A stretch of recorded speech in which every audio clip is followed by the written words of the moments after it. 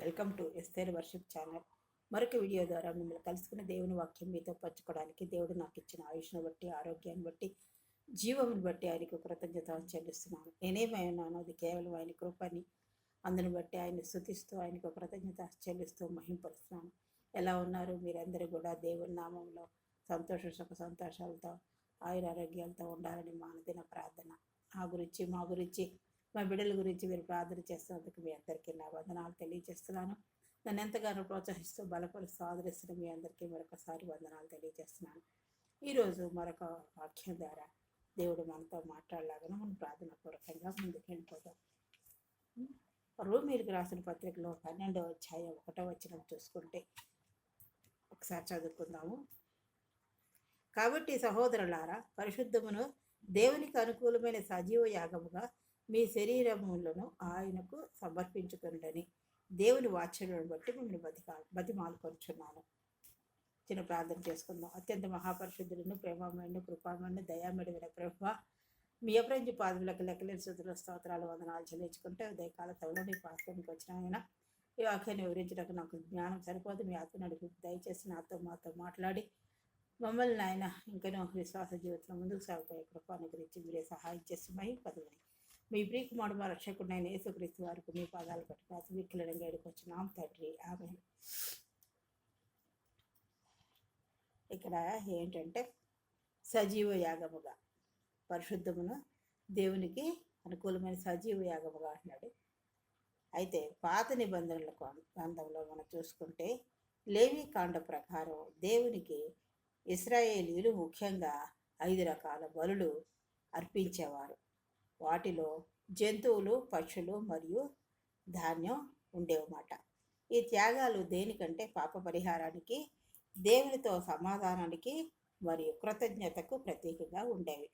అవేం బలులో చూసుకుంటే దహన బలి, నైవేద్యం, సమాధాన బలి, తర్వాత పాప పరిహారార్థ బలి, అపరాధ పరిహారార్థ బలి, ఈ బలులు అర్పించేవారు అన్నమాట.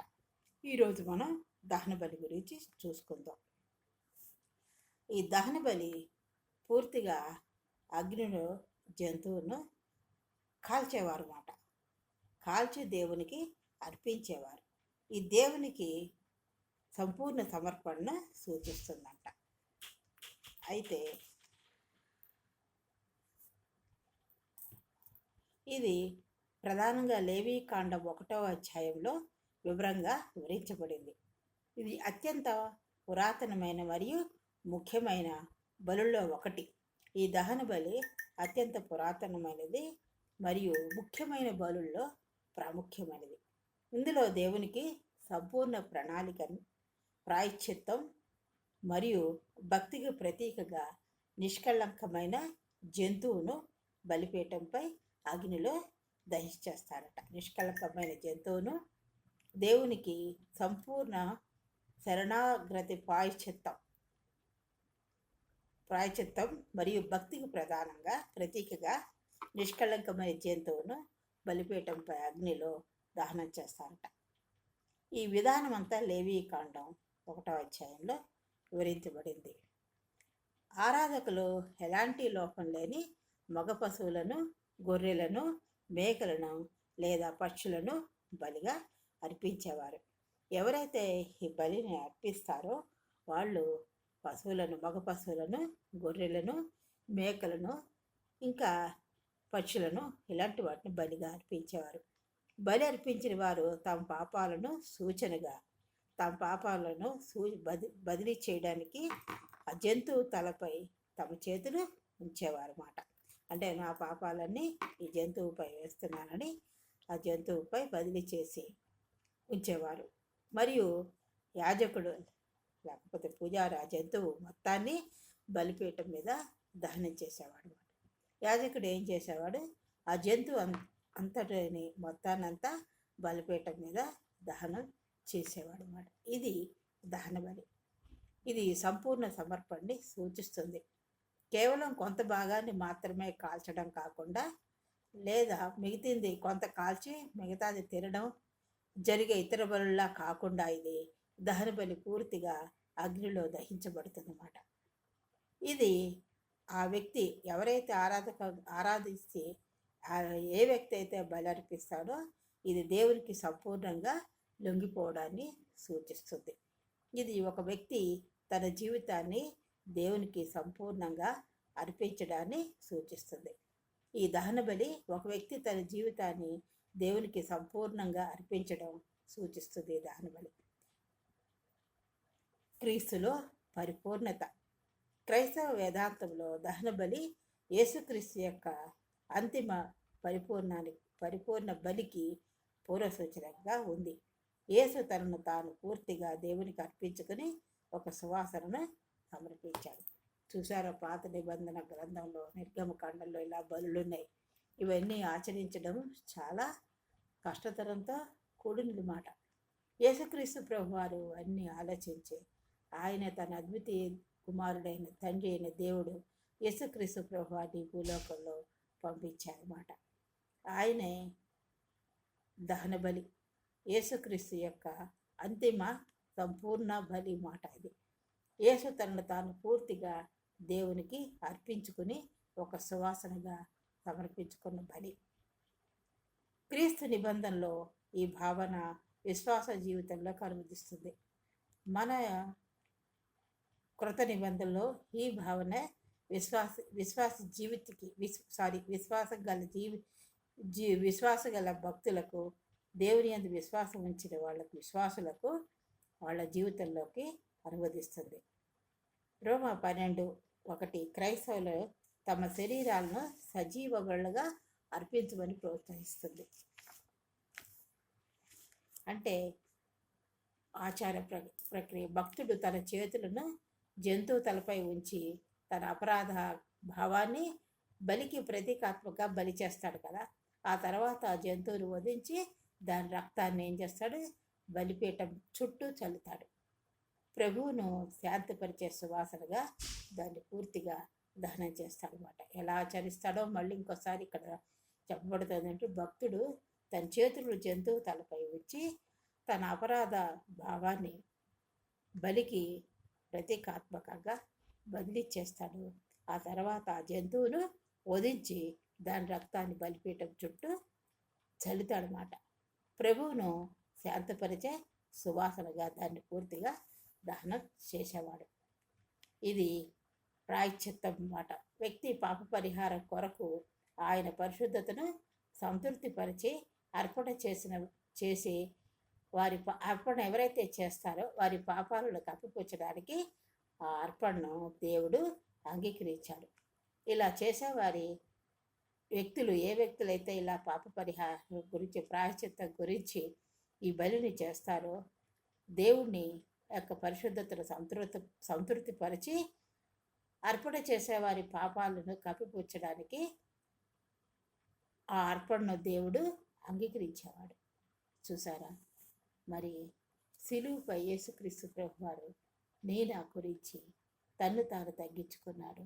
మనకి ఏ యోగ్యత లేదు, ఏ అర్హత లేదు, మనం గొప్పవారమని కానీ, విద్యావంతులం కానీ, గొప్ప కులస్తులమని కానీ, మంచి ఉద్యోగాలు ఉన్నాయని కానీ కాదు.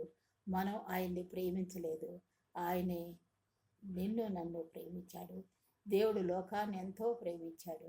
ఆయన ప్రేమించి సర్వమానవాళి రక్షణార్థమై ఆ పరలోక సింహాసాన్ని విడిచిపెట్టకూడని భాగ్యముగా ఎంచుకొనుక ఆయనే నీకు నా కొరకు ఆ సిలువుపై అంతిమ బలి అయిపోయాడు. మానవాడి పాపాలకు పూర్తిగా ప్రాయశ్చిత్తం చేసే బలి ఆ యేసుక్రీస్తు వారి బలి చివరి దహన బలిగా పరిగణించబడుతుంది. అదే మనం ఏ బలులు అర్పించలేదు, అర్పించక్కర్లేదు.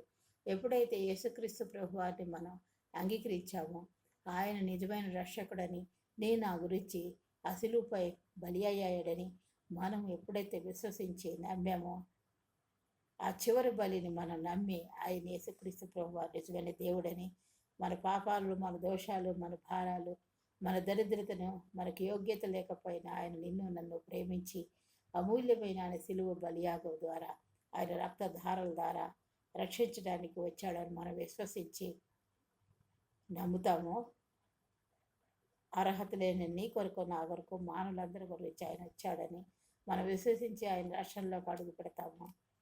ఆయన మనం ఏ బలులు అర్పించక్కర్లేదు. మన పాపాలు ఒప్పుకుంటే చాలు.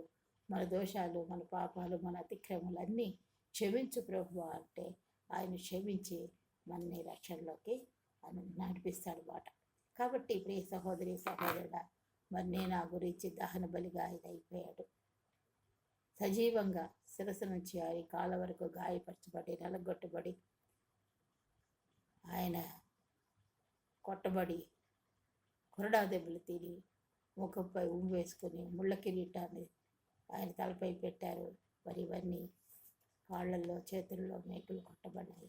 ఇవన్నీ నేను ఆ పాపాల గురించి ఆయన దహన బలిగా అర్పించబడ్డాడు. కాబట్టి ఉదయకాల సమయంలో నువ్వు నేను యేసుప్రభు వారిని అంగీకరించి మరి మనం అలాగా ఇంకా నువ్వు ముందుకు సాగుతున్నావా? ఇంకా నువ్వు ఆయన సిలువ వేసేవారిగా ఉన్నావా? మనం పరీక్షించుకుందాము. ఆయన బలి అయిపోయాడు నీకు నా గురించి. మరి ఆయన బలి ద్వారా మనకు రక్షణ ఇచ్చిన దేవుడిని మన నమ్మకంగా విశ్వాస జీవితంలో మనం అంతిమ వరకు ఆయనకి నమ్మకమైన సాక్షులుగా ఉండాలని ఈ వాక్యం ద్వారా మనం హెచ్చరింపబడుతున్నాం. అటువంటి విశ్వాసంలో ముందుకు సాగిపోయేలాగా మనందరం మన శరీరాత్మలను ఆయన్ని విశ్వసించి మనం ముందుకు సాగిపోవాలని కోరుతూ ఈ వాక్యాన్ని అందుకే అంటున్నాడు 12 క్రైస్తవులు తమ శరీరాలను సజీవ యాగాలుగా అర్పవించమని ప్రోత్సహిస్తుంది. అంటే మన క్రియల ద్వారా, మన మాటల ద్వారా, మన ప్రవర్తన ద్వారా ప్రతి విషయంలో మన హృదయపూర్వకంగా దేవుడిని ఆరాధిస్తూ దేవుడిపై నమ్మకం పెడుతూ విశ్వసిస్తూ మనం శరీరాత్మలో ఆయనకి పరిశుద్ధతలోకి మనం ఎదుగుతూ ముందుకు సాగిపోవాలని వాక్యాల ద్వారా మనం హెచ్చరింపబడుతున్నాం. మన కొరకు ఆయన ప్రాయశ్చిత్తం చేయబడ్డాడు. మన పాపాల గురించి ఆయన సమస్తం భరించి మనని పరిహరించాడు మన పాపాలు. కాబట్టి ఆయన నమ్ముకున్న మనం పరిశుద్ధతలో, ప్రేమలో, క్రియలో మనం ముందుకు సాగిపోవాలి. దేవుడి వాక్యం ద్వారా, దేవుడు ఈ వాక్యం ద్వారా మనం హెచ్చరించిన దాన్ని బట్టి దేవునికి వందనాలు తెలియజేస్తున్నాను. మన చిన్న ప్రార్థన చేసుకుందాం. అత్యంత మహాపరిశుద్ధులను ప్రేమమైన కృపమైన దయామేళమైన ప్రేమ మీ అభివృద్ధి పాదములకు లెక్కలేని స్థుతులు స్తోత్రాలు వందనాలు చెల్లించుకుంటూ ఈ ఉదయకాల సమయంలో మీ పాసనకు వచ్చినమైనా మీరు నాయన దహన బలి గురించి వివరించడానికి, నాకు క్లుప్తంగా వివరించడానికి నాకు ఇచ్చిన నడిపింపును బట్టి నాయన మీకు వందనాలు, మీకే స్తోత్రాలు. నాయన మీరే మా గురించి దహన బలిగా అర్పించబడ్డారు ప్రభా. నా తండ్రి అసిలుపై బలి యాగమయ్యారు ప్రభా. మేమే దహన బలులు ఏమి అర్పించకుండా మీరే ఈ భూలోకంలో జన్మించి మా గురించి సిలువుపై మరణించారు. తను మా పాపాలు, దోషాలు, అతిక్రమాలు అన్నీ ప్రాయశ్చిత్తార్థమై మీరు బలి అయిపోయారు తండ్రి. అమూల్యమైన మీ సిలువ బలియాగం ద్వారా మాకు ఇచ్చిన రక్షణ బట్టి మీకే వదనాలు స్తోత్రాలు చెల్లించుకుంటూ మేము అట్టి ప్రకారంగా మీలో, మీ సంపూర్ణతలో, మీ పరిపూర్ణతలో, మీ ప్రేమలోను నాయన విశ్వాస జీవితంలోనూ నా ప్రభా ముందుకు సాగిపోయే కృపని గురించి, మీలో ముందుకు సాగిపోయే కృపని గురించి విశ్వాసం కాపాడుకుంటూ మేము ముందుకు సాగిపోయే కృపని గురించి మీరే సహాయం చేసి మహింపదుమని మీ ప్రియకుమారుడు పరక్షకుడైన యేసుక్రీస్తు వారికి నీ పాదాలు పట్టుకుని అతి విక్లీనంగా వేడుకొచ్చున్నాం తండ్రి. ఆమేన్. ప్రియ సహోదరి సహోదరుడు, మరొకసారి మనం పరీక్షించుకుందాము. దేవుడు మరి మన ముందుకు అలాగే నడిపించేలాగా నా గురించి, నా కుటుంబం గురించి మీరు ప్రార్థన చేయండి. మీ గురించి, మీ కుటుంబాల గురించి ప్రార్థన చేస్తున్నాము. నేను ఎంతగానో ప్రోత్సహిస్తున్న మీ అందరికీ నా వందనాలు. మరి లైక్ చేయాలని, కామెంట్ పెట్టాలని, సబ్స్క్రైబ్ చేసుకోవాలని కోరుతూ నన్ను ప్రోత్సహించి ముందుకు నడిపించాలని కోరుతూ ఈ వీడియో నేను ముగిస్తున్నాను. దేవుడు మిమ్మల్ని అందరినీ దీవించుగాక. ఆమేన్.